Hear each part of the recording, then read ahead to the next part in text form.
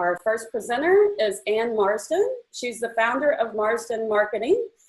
Marsden Marketing is an inbound B2B marketing agency that helps their clients accelerate growth using the technologies, digital tools, and channels that have unleashed the connected world.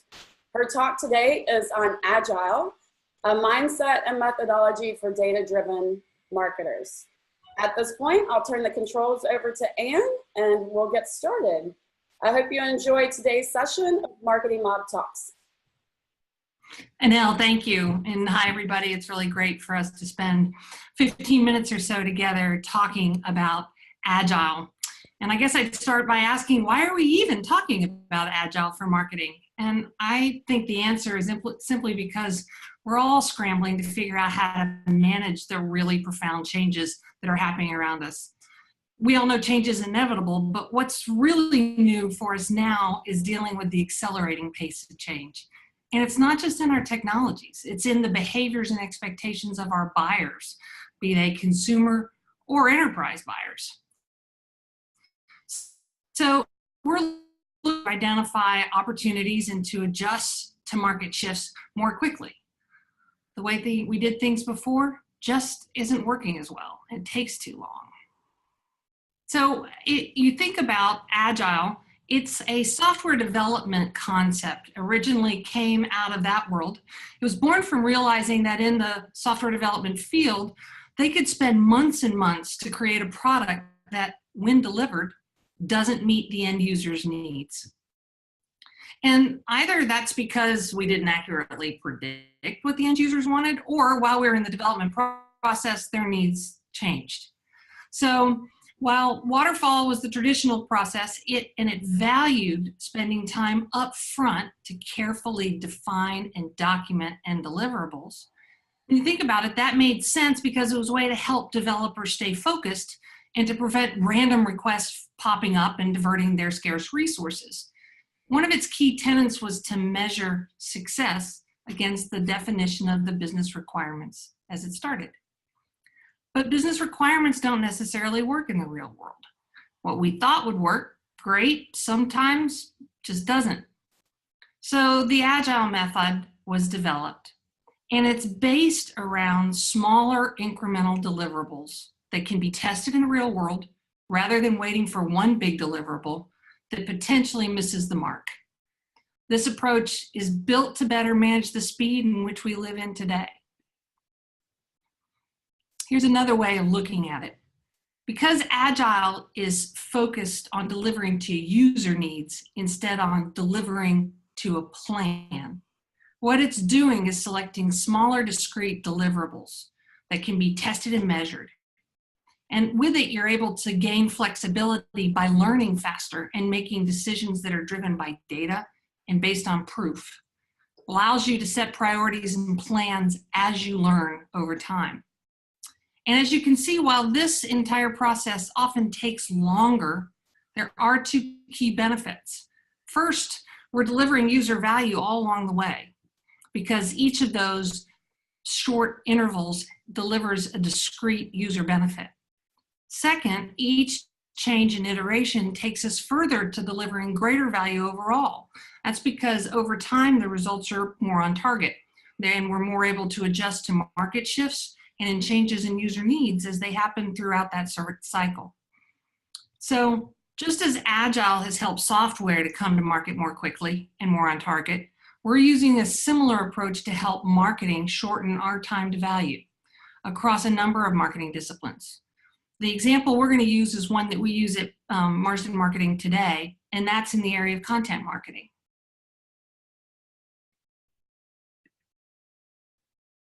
So if you look at traditional content marketing, and if I think about how we've done it in the past, to create and execute a content program could easily take a couple of months before we'd even begin to see results.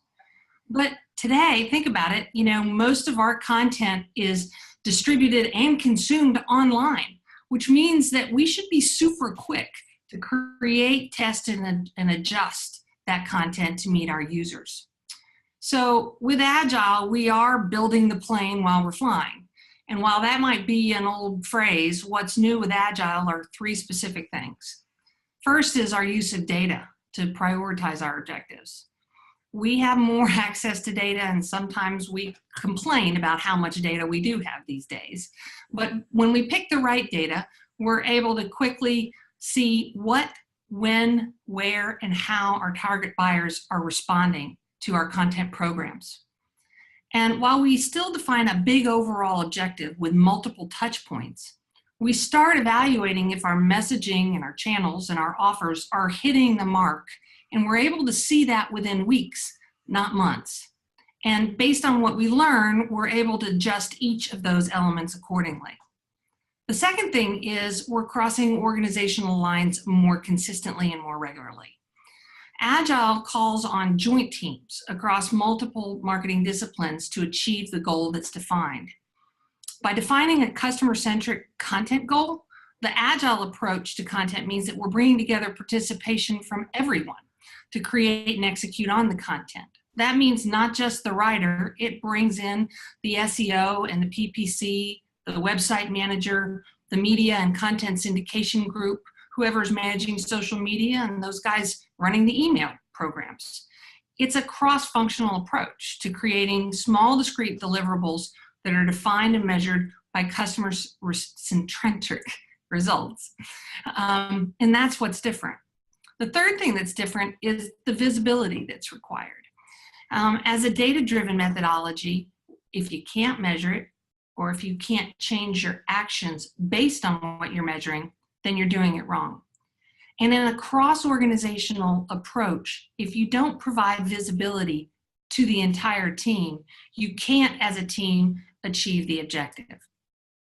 So I would also comment that it seems somewhat strange, but one of the things about Agile, and it applies in our content marketing environment, is that sometimes it can feel like it takes longer. Because we were used to having a build-up to a big release, which has a different sort of anticipation that goes along with it. But now, by making smaller bets and continually adjusting, we are getting better overall results over a longer period of time, and we're staying closer to what our buyers want, but it feels iterative, so you don't get those big bangs, but the end result is in fact better. So what does Agile look like in practice? There are a few different methods, and the two you've probably heard about are Kanban and sprints. Kanban is a team visualization tool that helps everyone stay on track. This particular slide is actually looking at and talking about sprints. And in the sprint methodology, you're defining typically a 1 to 2 week work timeline for a cross-functional team.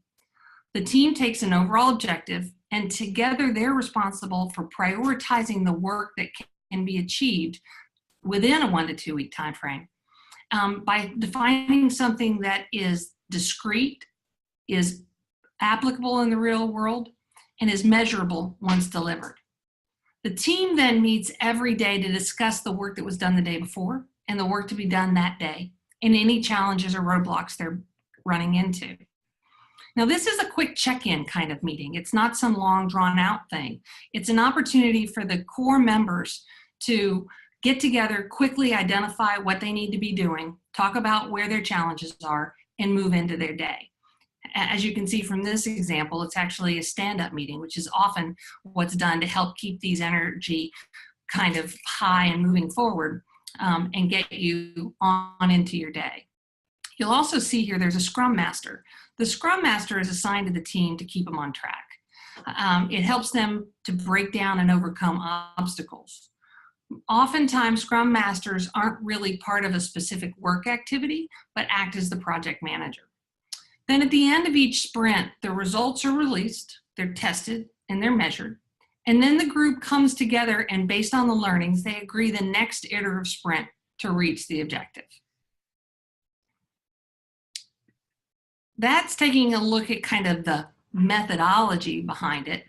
But what's really important in marketing is that Agile in marketing is more considered to be about the mindset than even about the process itself.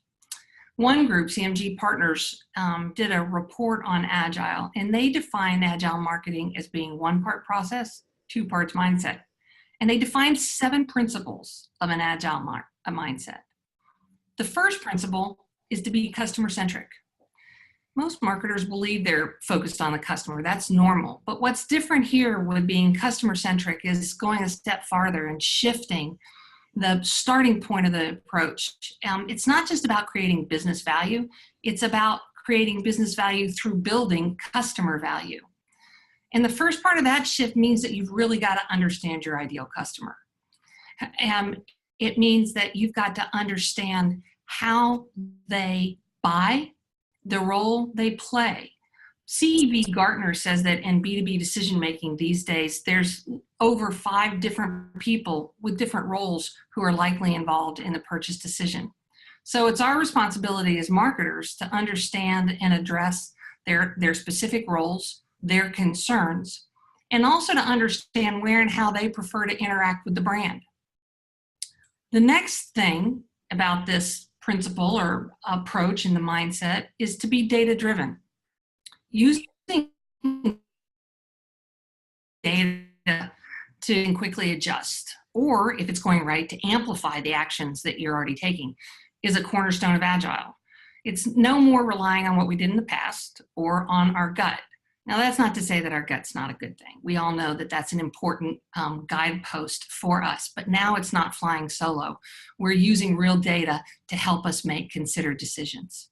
The third is being flexible and focused, which means that while we have an overall objective, our feet aren't set in concrete about how we're going to get there. And even though change is frustrating, particularly when we're in the middle of trying to get something out the door, using data can help us make considered decisions, and it also helps the change that we make not feel so arbitrary to the people who are participating in the process. Number 4 is to be collaborative. And what that means is getting people out of their respective swim lanes and get them to look at their work as part of a larger customer-centric objective, and to do so on a daily basis. And that way, as they're looking at it, they're able to evaluate and solve problems together. Principle number 5 is to be iterative and experimental. By choosing smaller measurable deliverables, we're really encouraged to take incremental risks and to try things more quickly and to learn from them. But with being collaborative and experimental comes the need for everyone to collectively see what's working. And hence principle number 6 is the transparency. I can tell you that transparency can certainly be uncomfortable for some. Not everybody likes their trip-ups to be on display. And we learn as much from our failures as we do from our success. So how using transparency and how getting the organization to look at our learnings is handled across the company will make a big difference as to whether Agile as a methodology is going to end up being successful in your organization. And the last principle is empowerment. Giving Agile teams the power to collectively select and chart their work really creates a cross-functional buy-in to the goal, and it fosters that sense of ownership and urgency that we need to act and react swiftly. So we've got the set of principles, but now we have to make them happen. And to do so, we need to think about the steps that are involved. There's really 5 steps, and it starts with leadership. And it starts with leadership creating a culture and communicating a purpose that everyone, regardless of role, can rally around. From that shared purpose, you need to get everyone working to the same objectives, which means translating the purpose into specific objectives for each one in the organization, or for at least that team that is working on that objective. Group-wide adoption starts with leading by example. So in step 3, it requires that leadership on down actively promote a mindset of experimentation, really encourage risk-taking, being open to sharing the data, which means looking at collectively both the good and the bad of what's learned. And by having that happen from the top down, the team will be rewarded for adopting similar methodologies.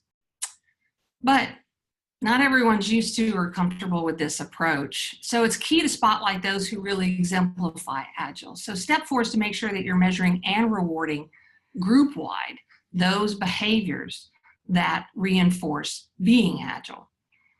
And it also means that you're bringing the right people into the boat. I'm sure we all know not everybody is collaborative by nature. Not everybody wants to spend time talking to others about the work that they're doing. But by making sure that you're reinforcing the right behaviors and that you're hiring the right people into the organization, you have a better ability to make this approach work successfully. And I'll also say as the cautionary note, if you've tried it and it's not working for your team, it is possible that it's not the right marketing activity to use this for. But before you abandon it, I'd really encourage you to look at the people dynamics, because lack of organizational buy-in and support is often the reason that Agile doesn't succeed in an organization. I'll also tell you that Marsden doesn't use Agile for all the work that we do in marketing for our clients and for ourselves. We found, for instance, general project management, or those things that are more process-oriented, it doesn't apply as well to. But there are instances, just like the content marketing example, where we've seen real acceleration in the success of our programs by applying it. And I can tell you that we're not alone. The proof is out there that Agile really does work. In that same CMO study that I mentioned before, and the CMOs said 93% of them that Agile helped them improve speed to market, be that in introduction of new ideas, getting new products out, or running campaigns. 87% of that group said that their Agile teams were more productive than non-Agile teams. And a fully 80% of those CMOs said Agile helped them deliver better, more relevant end products. So there's proof in the pudding. There's measurable results of doing it. It sounds like a pretty simple, straightforward set of principles and steps, but we all know that that's easier said than done. But I encourage you to look at the areas that you can apply it. And if you want more information, we have a more extensive presentation on SlideShare, and you can find it on the Marsden Marketing Company LinkedIn page. So thank you so much for today. I hope you found some of these useful ideas for your marketing team.